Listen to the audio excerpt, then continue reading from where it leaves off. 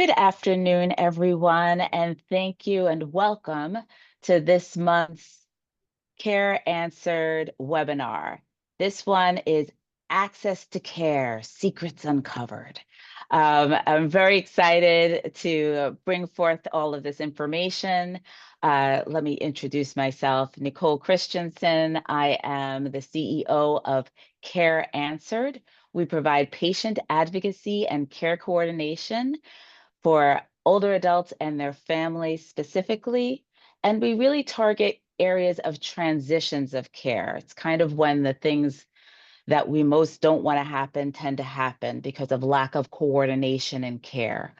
So we're there to be your quarterback, to be your net and web, so that we can coordinate all the care and advocate for your best care.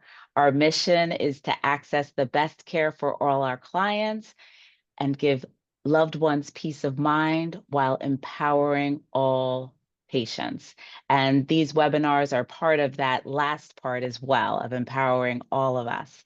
I am also the author of the book From Crisis to Calm, and my newest venture is called Answers for Care, which is a website to be launched very soon. It was launched and now it's being relaunched, which is senior care solutions, of vetted senior care solutions for all of us. It's specifically for Long Island to date, to get the professionals that you need for the different care and services that you or your family members need. So without further ado, I'm going to introduce my co-presenter, Sean Smith. Now, Sean and I met not too long ago, a few months ago, right, at one of our South Shore networking meetings. And we were at one of his sites, actually. And he's a great guy. He's now part of the Care Answered and the Village of Care, really a resource that we look to. And so let me introduce him briefly. So Sean is a physical therapist by background, having worked in the field for over 20 years. He has worked with adults and children in the hospital, home care, outpatient, school, and skilled nursing facility environments in numerous roles, ranging from Northwell Health Administrative Director of Rehabilitation Services at South Shore University Hospital to his current role as Clinical Development Liaison at Paragon Management. In his current role, he works with 11 skilled nursing facilities on program development, marketing, and physician engagement and recruiting. He has a passion for patient care and for empowering the community with the knowledge and skills needed for them and their families to navigate the complexities of the current healthcare landscapes. And complexity it is, and compassion and care he has. So won't you take it away, Sean? Great. So thank you, Nicole, and thank you to everybody for kind of giving me this time and this opportunity to talk through everything. So my hope here is that I'll be hopefully lend some clarity to everything that might be something that causes you, your loved ones, or your clients potential concern or stress. So what are we going to talk about quickly is types of rehab services and what they mean. So, sorry.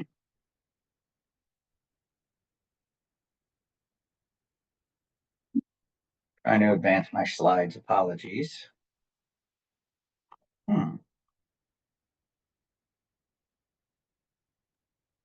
Hold on. Sorry about this, guys. Okay. Oh, I know what I'm doing. Doo-doo.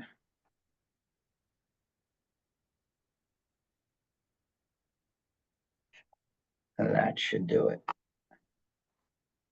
Okay, here we go. So just a quick additional little bio. So with it being the South Shore Networking Group, we have some partners that we work with all along the South Shore, from Limbrook Way in Nassau County to Momentum, which is in East Islip, to Oasis, which is way out in Center Moriches. So that's kind of our representation along the South Shore. But they have more on the North Shore, Yes. Sean, right? And this is for everybody on Long Island and Manhattan and the five boroughs and throughout the United States. So tell us all about it. Yeah, yeah. So it's thank you for that. So we have 8 facilities on Long Island and Nassau and Suffolk, 2 in Westchester and 1 in Queens. The South Shore facilities are very interesting in as much as a lot of times we will um, care for patients that are out this way while they're on vacation, fortunately or unfortunately. And the proximity of these facilities across Long Island, but particularly on the South Shore, their proximity to a lot of vacation spots lends itself to Nicole's point to patients that are maybe from Manhattan or maybe from upstate and unfortunately might find themselves in a situation where they need a certain level of care. They do come to us. So by levels of rehab. So what do I mean by levels? So we're going to discuss rehab services, starting with those that are for patients that need the most support and assistance, to those for patients that require the least support and assistance. So that's kind of the convention that we're going to go on. So what are the levels? So when someone's in need of rehab, the journey usually starts in hospital rehab services. So while they're in the hospital, immediately following their surgery, injury, illness, what have you, you'll often hear it referred to as acute care or medical surgical rehab services. You then have acute inpatient rehab, which is an actual rehab. It's either a facility or a section of a hospital.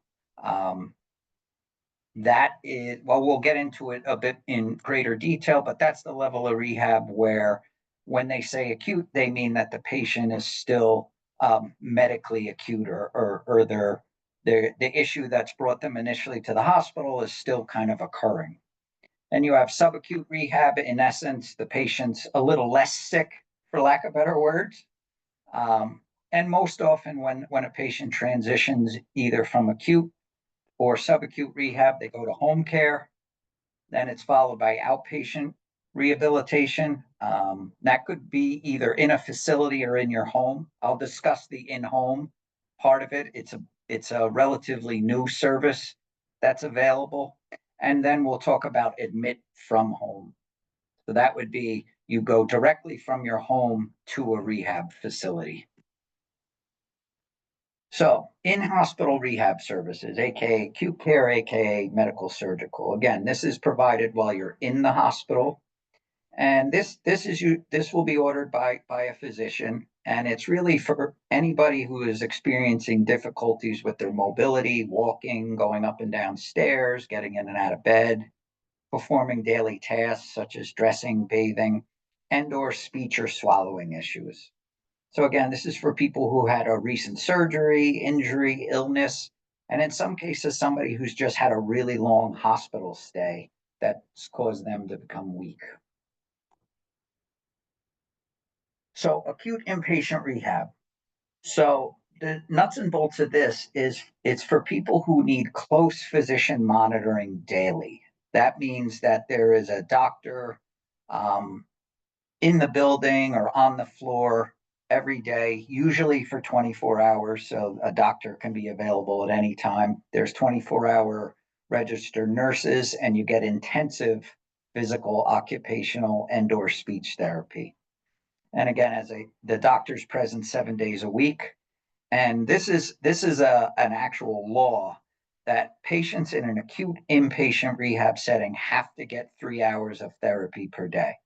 And it can be a varied combination of PTOT and speech, meaning some patients might get 2 hours of PT and 1 hour of OT, something along those lines, but they must get 3 hours of therapy every day. So how long do we stay there? That's always a big question that I know I get, and I would think at least some of you have either been asked or pondered yourselves.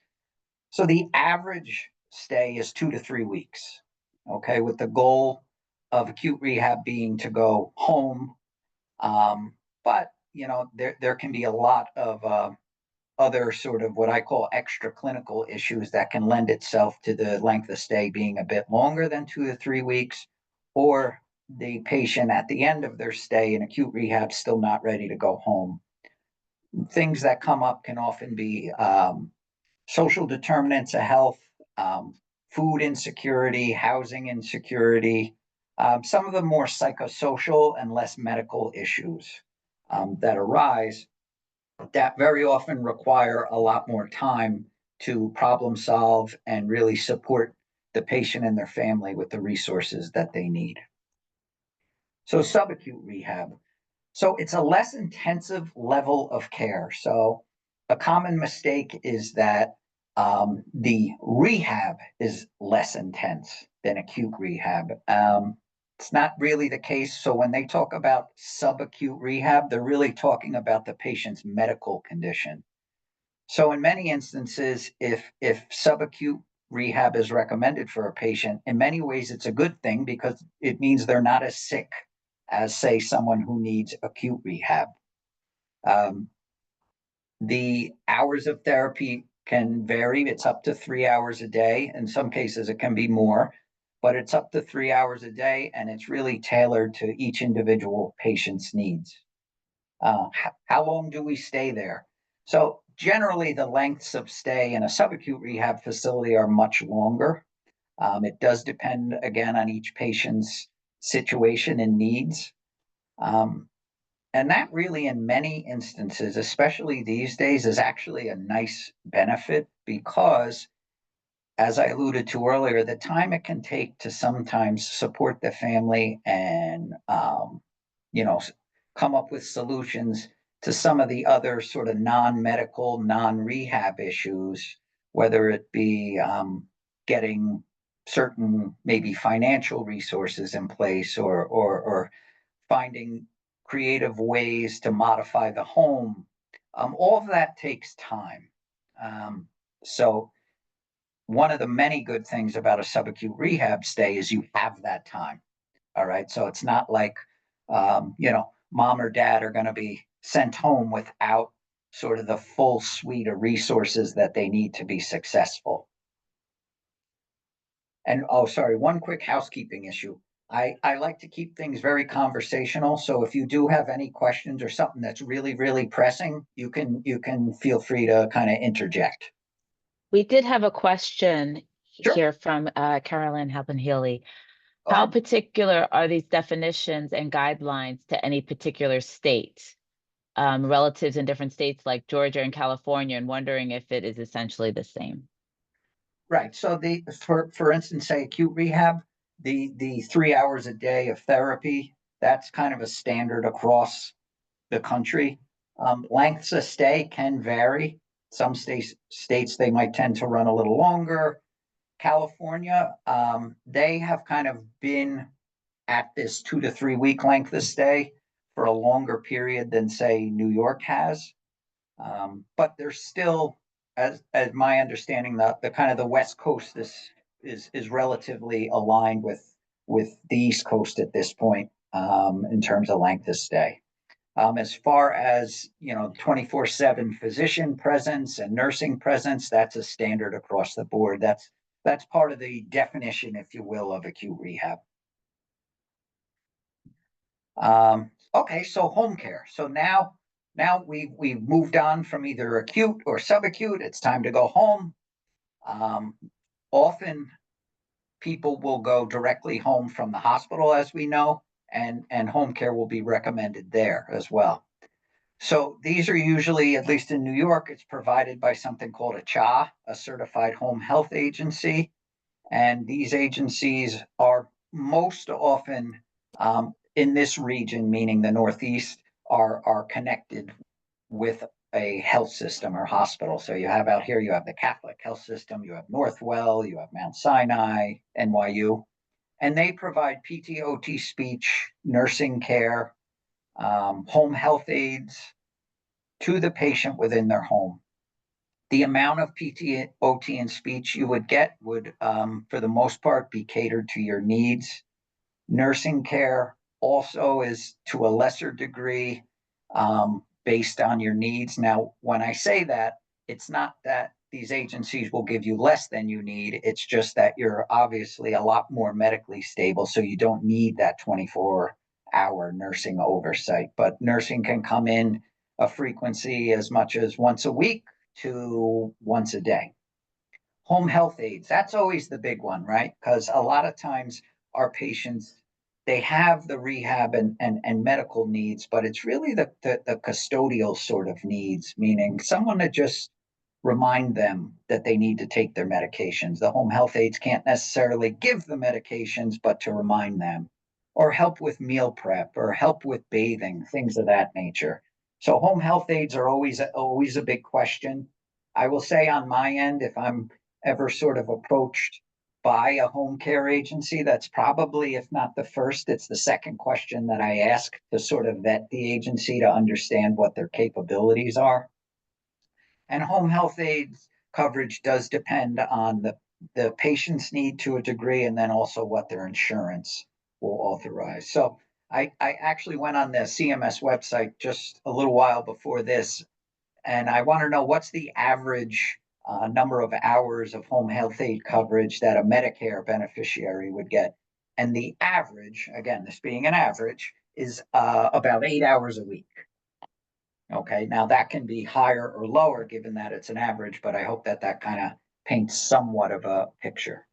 There's always the option of private hire home health aides, but again, that really does come with a bit of a price tag, and so it can be a challenge to kind of balance, the patient's needs and wants with their financial situation. So then we go to outpatient. Now I have outpatient at a facility. So I would think probably most, if not all of you, are somewhat familiar. You see the outpatient places kind of all over the place now. These are the sort of those freestanding or hospital associated buildings where a person would go do their therapy and then go back home, right? Depending on the facility, all three services, meaning PTOT and speech, can be provided. The visit frequencies, usually you get, say, for example, your PT 2 to 3 days a week. And the amount of time, meaning the number of weeks or months or visits that a patient would go for, depends on each patient's progress, their needs, and then insurance authorization. So this new product, let's call it, is providing outpatient in the home.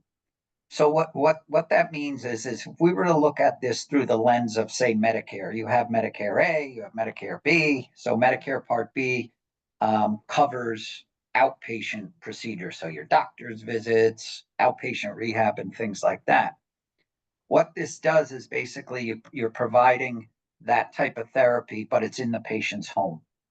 So a lot of times it can be a little confusing because, well, I'm getting services in the home, therefore I'm getting home care. Not necessarily. So this is purely rehab in the home. So there's no nursing or home health aides involved in this. It's actually a really wonderful service because, again, we have many people who can be challenged with accessing transportation, or as a result of their injury or illness, they're not able to drive. So it's really a nice thing because you can bring the service to them. As a PT, I think it's really beneficial and really a best practice clinically because you could work on a person climbing stairs in a facility, right, using their set of stairs. But it's really much more meaningful and I think much more comprehensive that if you're going to work with someone on climbing their stairs, you work with them on climbing their stairs in their home. You see, where they live, what they got going on, and you can make a much better personal connection with the patient by really getting to see all these things. And there can be a lot of nuances and details that patients sometimes may not think to share or may not know to share that could actually be very impactful. Whereas if you have eyes on these situations, you can pick up all these little nuances that can really help them on their journey. So there's a lot of places that do it. Northwell, they have their rehab at home program. one of the benefits of doing a rehab at home program with sort of a larger health system is they have a lot of resource, a lot of bandwidth. So if a therapist were to go into a home and maybe identify a need that a patient needed, social work or case management, or even some, super special, bizarre medical specialty, they can pick up a phone or send an email and kind of really help the patient along with accessing that service. So it really does help them with accessing care and certain services. So admit from home. This is honestly even newer than the outpatient in the home. So what this means is that essentially patients can go directly to either a subacute rehab and in some cases an acute rehab from home. They don't need to be in the hospital first. So who has access to this? So at this point, it's for Medicare patients who've had what they call a qualifying hospital stay. So what is a qualifying hospital stay? So basically, the patient would have to be in the hospital for what they call 3 midnights. So it's not really 3 full days. The person would have to be, again, in the hospital for 3 midnights. And if they were there within the previous 30 days and they go home, and let's say they go home from the hospital or rehab and they really wanted to make a go of it in terms of going home, and they're like, you know what, maybe this is a little too much for me. Maybe I want to re-explore the option of spending some more time in rehab to give myself and in many cases my loved ones some extra time to sort of get their feet under them. This is certainly an option. And again, the most common situation is the one I just described. They come home from the hospital or rehab, and they just find out that maybe this isn't the best place for me right now. I need some more time, and you can access this. So it's very simple in as much as the patient or family can call a given rehab facility, let them know their situation, and then the rehab facility really kind of takes it from there. There's some paperwork and documentation that has to occur, but again, the admissions folks at the facility know how to do this. They're very well versed in it, and in many instances, it can be as quickly as you're in the rehab facility the next day or sooner. So there's always that safety net and that sort of pressure relief valve there. So potential pitfalls of admit from home, and I call them pitfalls because I like to hope and pray that sort of the legislation will change and this opportunity will be open to not just Medicare patients, but in my sort of naive perfect world view is I'd like it to be an option for everybody, no matter what your age, condition, your where you're at in life or what have you. So right now it is for Medicare patients only. You do have to have that qualifying hospital stay, and for those Medicare patients, you have to have days left. And what does that mean? So every Medicare beneficiary, for the most part, gets 100 days of subacute rehab stay. So if you have used, say, 99 of those days in a given year and you're home and you find yourself to be a little stuck, that presents a bit of an issue because you only have 1 day of rehab left. But by and large, given how long people on average stay in a subacute rehab, they're not going anywhere near using up all those days. So for those patients that are even in a rehab for a month or two, they still have a bunch of days left over to be able to sort of recalibrate and get more comfortable. So again, not every facility is quote unquote allowed to do this. For whatever reason, I'm not sure. There are many facilities that choose not to participate in this. The facilities in my organization is a great thing. Every single one of the 11 participate in it. They really do understand that there's a need to serve the community and really not have people left behind, so to speak. out there who may really be struggling at home.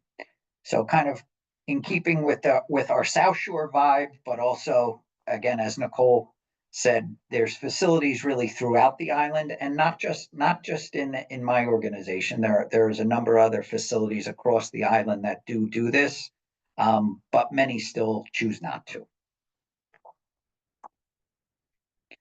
So how do I access all this? How do I find this? How do I know what's going on when, say, I'm sitting next to my loved one who's in a hospital bed, or I'm the one in a hospital bed, or I have to advise a client on what all this means.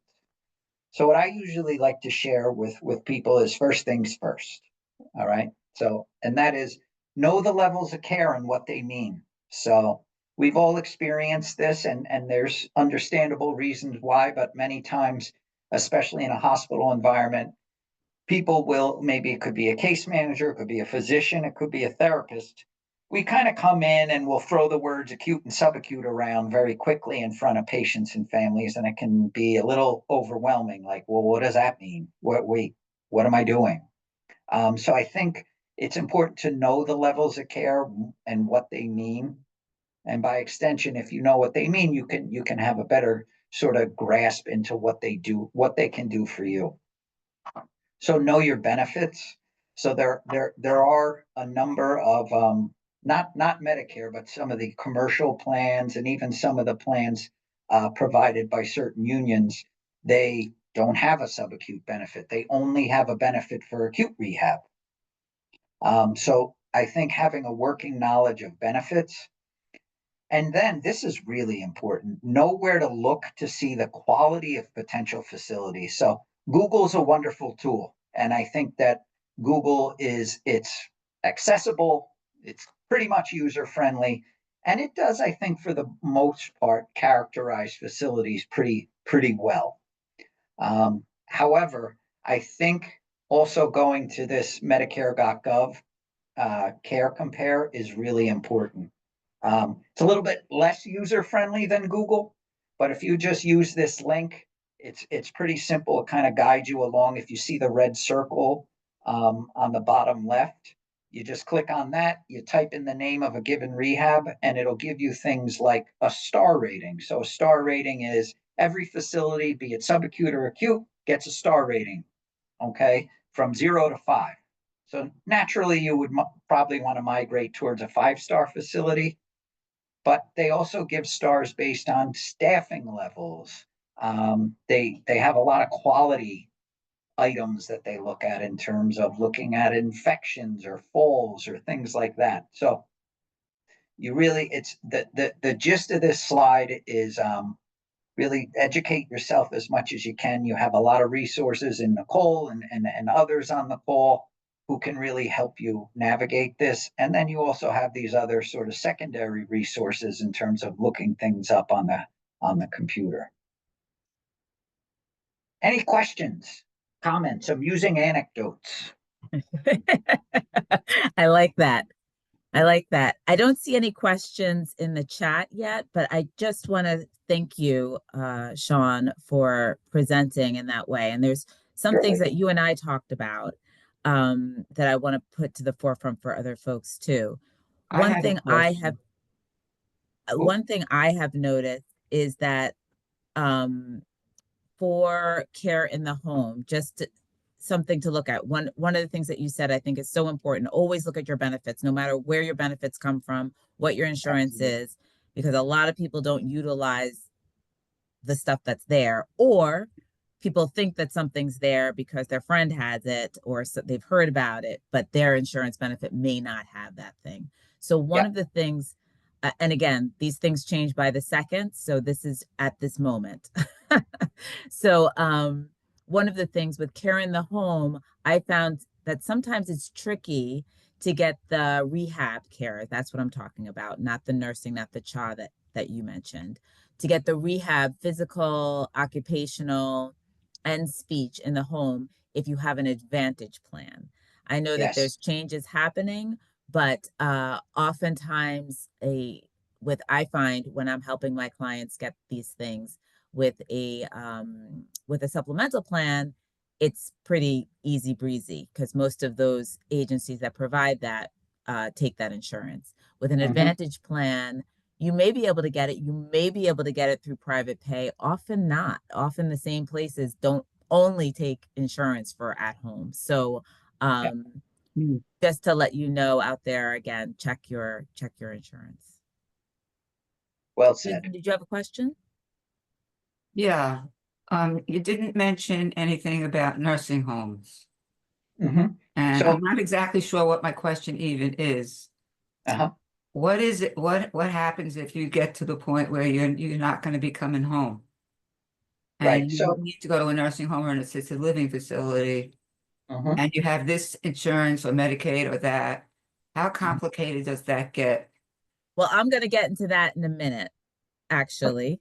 That's what I'm going to start with my slides on, Susan. So that's an excellent question. But I think, Sean, if you could just describe for us what a skilled nursing facility is versus a rehab, or are they the same?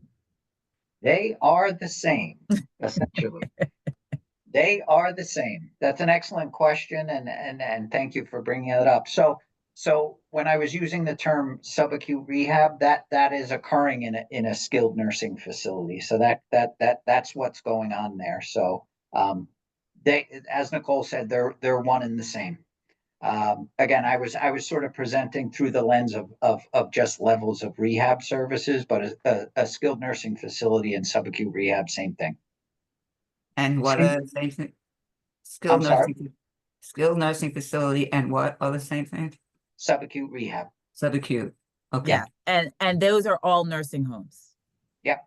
Oh, that makes it complicated. Yeah, they're all the same thing, but it's just how much what you're getting at there, right? Is it long term? Because in our minds we think of long term, if that's where you're going to be, that's going to be your new home, right? We consider that a nursing home in our regular vernacular. If you're going there for subacute rehab or acute rehab, we tend to call it a rehab, right? And then, you know, everybody's vernacular is different, right? Because I remember one time, Sean, you'll get a kick out of this. I said, "Oh, what I had to do is go to a skilled nursing facility rehab for one of my clients." But all I said was I was in a meeting of not professionals in this world, and I said I have to go to rehab, and everybody thought I had a substance abuse issue. Oh And boy. so Oh, vernacular is important. Not that there's anything wrong with that. That I'd be proud of myself if I was doing that too. But it was, it's just so funny how we have different vernacular, right? Meaning different things. But those are all the same things: skilled nursing facility, nursing home, subacute rehab. Those are all, I think, what people commonly think of as a nursing home, Okay. just different Thank you. durations. Absolutely. It's an excellent question. Okay, so I'm going to take it away with some information here about some other secrets uncovered. And what we're talking about are a few things. And just so you know, anybody that's here, anybody that's listening, this is what Care Answer does all the time. About all of these can be secrets if you don't know about them, right? So there's definitely, please go to the YouTube channel. You'll see lots of information on all of these specific things. But what we're covering today is always just a tidbit, because of course, both Sean and I probably could talk all day about these things. So what I'm going to cover is health and long-term care, what covers long-term care, rare disease help, mental health access, Alzheimer's and dementia, some facts, some resources for those that have the diagnosis or for caregivers, and quality of life stuff that we may not know about that can make our lives better, no matter what our age is. Learning and teaching and local resources. So one of the things, what covers long-term care? And that's something that Susan had just mentioned not too long ago. So here's the here's the short answer, not Medicare. Medicare does not cover long-term care, okay? It's not going to cover like what Sean mentioned about, having lots of home care hours for an extended period of time. Medicare does not cover that. No insurance really covers it. There are some private insurance. I've had the experience with clients that have SHIP or New York insurance that they got much more than most people would get, but no insurance is really set up to do that, regular insurance. So there is something called long-term care insurance that can cover either care in the home or care in a nursing home. That can cover that. And there's many different ways. We did a webinar on that as well. But many different ways to get that. And there's been many, many changes. So that's something that you may want to look into. Or also, I've had clients where I found that they actually did have long-term care insurance after looking through their documents that they didn't know that they had. So if you have a loved one, friend, what have you, that's going through this, be sure to ask that question, because sometimes it comes up in, oh, what was this bill for then? Let's look at what that bill's going to. Maybe it's automatically taken out of their account and you're the power of attorney. See where that's going. It could be their long-term care insurance. And the other thing that covers long-term care besides private pay, which is expensive, is Medicaid. So in New York, we have a community Medicaid, which there can kind of take a little bit of the financial burden away from having home care in your home. There's also what I call nursing home or institutional Medicaid or chronic Medicaid for care in a nursing home that can be covered by Medicaid. And that, when I said New York for community Medicaid, that is true. I guess all states have some kind of form of community Medicaid, but New York, for what it's worth, is the best that I've found so far. But Medicaid in an institution, that is generally throughout all of the states, as far as I am aware. So, rare diseases and mental health. This comes up a lot, mental health especially, in general, as well as specifically for folks who are older adults. And the problem is, as if we've been following the news in the past, 20 years, is there's not enough care, right? There's not enough facilities, there's not enough doctors, there's not enough care. But it is out there.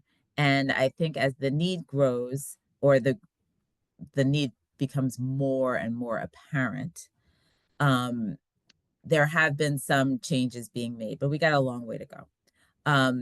So the National Alliance on Mental Illness is a great group that I have utilized before and suggested people utilize and have helped people utilize for just some information, because still, mental illness is still largely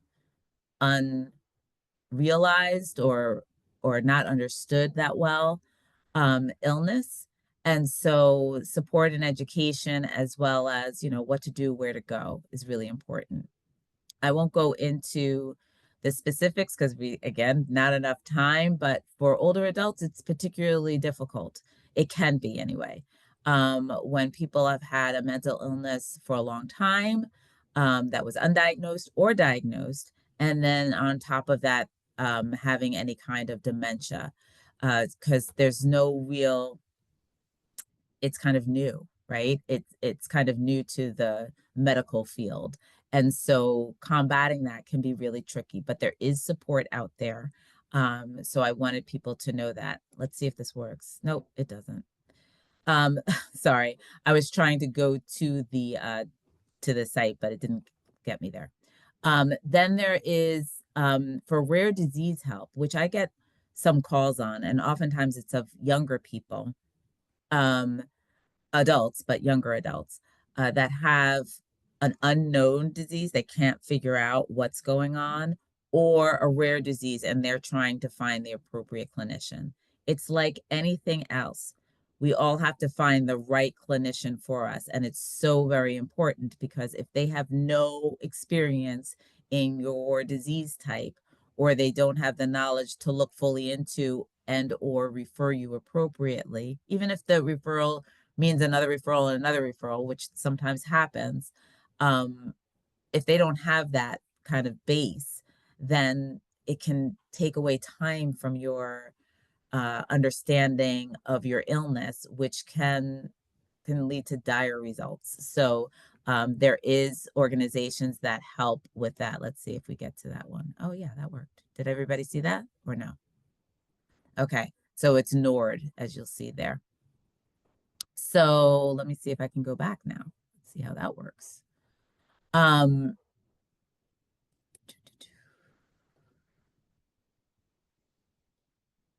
Where are we? Oh, I see. So what's happening is it's not sharing anymore, I guess. All right, bear with me a second. This is when I try to be fancy and it all goes up in smoke. Hold on. Because I really want you to see all of these things. Can anybody see, Sean, can you let me know if you can see my screen? Is there anything on there now? Yes? Okay. I just can't see it now. That's unfortunate. Hold on. Okay. So then from there, let me try to just get back to my screen because it's not really working. Sorry about that, everybody.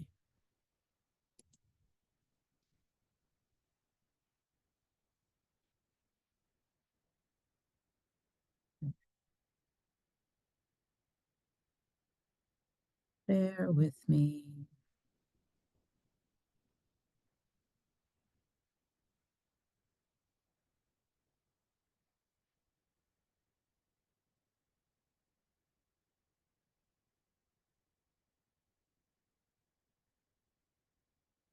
Okay. So, and finding the right doctors, as I said, is so very important to really get the effectiveness and what you need. So now I'm going to talk about Alzheimer's dementia disease facts, because it affects so many of us. I honestly can't name a person that hasn't had this disease affect their lives. So the number of people living with Alzheimer's is projected to double from 6.9 million, which was in 2020, to nearly 14 million by 2060. The potential causes, and this is a myriad of things, right? But genes, family history, environmental factors, lifestyle behaviors, and there are known factors that can increase your risk of dementia, which include lack of physical activity, uncontrolled diabetes, high blood pressure, hearing loss, tobacco and alcohol use. I say these things because as I mentioned before, a lot of us are living with it in our family or ourselves or loved ones or neighbors, friends. But it is important to know that there are some things that we can do to help ourselves. Some of these things, when we say potential causes, we can't do much to help. But these other risk factors, it's important to know about, I feel. So what kind of assistance do we have? So I'm not going to do that thing where I go into the site again because I am afraid now. But there's the nationally, there's the Alzheimer's Association. People hear that all the time, and I've done lots of work with them, but I don't think enough people realize what a vital resource it is. And so they have a 24/7 helpline, 24/7 that you can contact. They have many different things to show what's kind of going on, what you can get help with, different resources available. So I want you to know that that is there. They also have support for the caregiver. In Nassau County, we have the Long Island Alzheimer's and Dementia Center. I'm still going to try it because I think it's important to see. So, you know, this is who they help. They have different stages, understanding the different stages. They have services for caregivers. They have in-home caregiver respite groups and transportation services. They have so many different things. It is very much worth your while to take a look and see what they have. Because again, a lot of these nonprofits, they don't necessarily are not as necessarily able to get the word out about all of their wonderful programs. And these are programs that I've worked with my clients, and they can be just life-changing for people. Then we have Suffolk County Alzheimer's Disease Resource Center, which has counseling and referrals, and they have resource libraries and support groups all over Nassau and Suffolk. So again, wonderful, wonderful resource that you should, I'm trying to get the word out about, because these are really life-saving, quality of life giving resources. And then in New York City, as I mentioned before, Carolyn Haben-Healy was on the call, and she has a wonderful program in the city and throughout the country. She's actually been in different countries, working with people who have dementia and their care partners on art-centered programs for those who have memory loss. And it's just amazing. I have seen it in full view, and the quality of life, and there's the tapping into even what we don't even know is there, especially for those who have dementia. It's just amazing. And the increase of quality of life for both the caregiver and those that have dementia, just wonderful, wonderful supports and programming. And then caregiver support, because it takes a lot of work to find all of the resources and care for a loved one who has dementia. We had her on the webinar, I guess last year, actually last Valentine's Day, and that's Rochelle. And she has Dementia Solutions, and that's supporting caregivers with personal education and coaching. And so really helps the caregiver, whether they are paid or family members, to really understand the disease, as well as, again, the quality of life for both the caregiver and the person with dementia. So these are wonderful, wonderful resources. And then when we talk about quality of life, if you know me at all, I kind of talk about it a lot, because that's our purpose, right? To have quality of life, no matter what our age. And so I found some of these wonderful resources that I didn't know about. I'm always educating myself to be able to, again, help empower all patients and work with my clients to get them all of their needs met. And so these are some wonderful ones that I came about. So one is this combating isolation, and it's called Reach Out and Play. And it has all of these games. You're like, oh, who cares? But it's really kind of cool. And it works with all different age groups. And it's sponsored by AARP, and you can reach out and have your own game, or by hosting a gameplay, or you can go into the community and say, okay, who's having one of these? I wanna join. And they're regular games made a little different. So games that you would be familiar with, and just fun. Then there is companion pets that are robotic. So I don't know how many of you are familiar with this, but it is really amazing how much pets and music, I don't have music here, but music is just wonderful for everybody. But specifically for those who might be lonely and or have some kind of a memory loss, it's very, very soothing. But sometimes taking care of a pet is very difficult, financially, just walking around and getting around them, carrying bags of food, etc. And they have found that these companion robotic pets are just wonderful for that. It gives them the same, gives people the same kind of sensation. So I'll just go to this. It's called Joy for All, but there's a cute little kitty cat, companion cat. And people just really enjoy them. So if you just take a look at it, take a look at what people are saying, so that you can better understand, and maybe it's a solution for a better quality of life for you or a loved one. Then there's another one that's called Get Set Up. And this is really cool too. And this is for New York specifically, and it's live online learning. So, and there's many of the classes are free. You can learn all sorts of things. In addition to that, for ourselves and loved ones, you can teach a class. So you can sign up to put together a class that might be helpful. So you'll see they have all of these wonderful things. How to paint leaves and stems in watercolor. I didn't log in, so they have cooking classes, all of these different things. Again, that you can, it's all virtually, so you can access in your own home if you have the capability of a computer or a tablet or something like that. And if you've been to my other webinars, I work with great people that help older adults kind of navigate those kinds of equipment and technology. So we can help you on all fronts there. And then, you know, the good old standby that sometimes we forget about is our local library.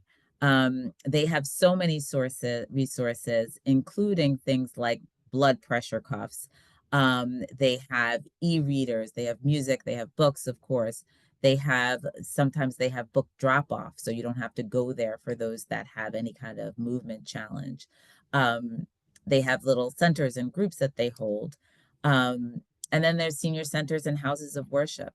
Again, I believe, and I don't think I'm alone in this belief, that one of the things that is, and I think COVID kind of showed us that isolation and lack of community, it really affects all parts of our health.